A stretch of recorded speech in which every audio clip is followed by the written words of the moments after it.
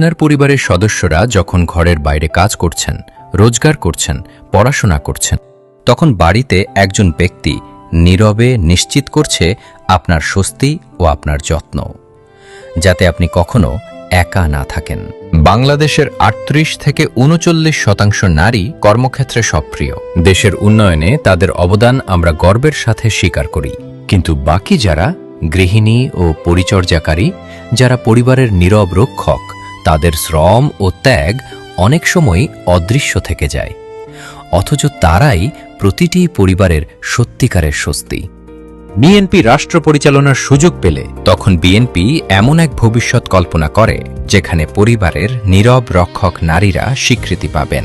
আর সেই লক্ষ্য পূরণেই বিএনপি তাদের হাতে দিতে চায় একটি ফ্যামিলি কার্ড। ফ্যামিলি কার্ড হল বিএনপির প্রস্তাবিত একটি সরকারি সহায়তা কার্ড।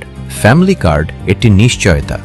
স্বল্প আয়ের পরিবারগুলোকে বেশি গুরুত্ব দিয়ে গ্রাম হোক বা শহর, পর্যায়ক্রমে দেশের সব জায়গায় প্রতি মাসে প্রায় ২৫০০ টাকা মূল্যমানের নিত্য প্রয়োজনীয় খাদ্যপণ্য ও দৈনন্দিন সামগ্রী প্রদান করা হবে। এবং এই কার্ড প্রদান করা হবে পরিবারের মূল স্বস্তি, নারী প্রধানের নামে।